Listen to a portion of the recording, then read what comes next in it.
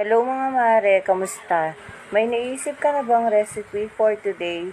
Try mo tong sisig pusong saging. Inislice ko na nga pala sa maliliit ang puso ng saging at piniga sa may suka na may asin.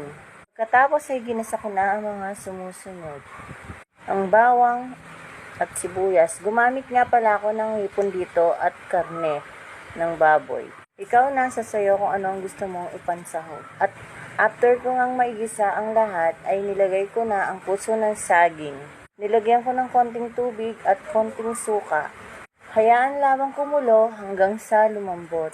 Ikaw, ano ang magpapasarap sa pusong saging recipe mo? Paki-comment lamang po sa ilalim. Try nyo rin to mga pakitapos lamang po ang video. Yun lamang. Thank you for watching.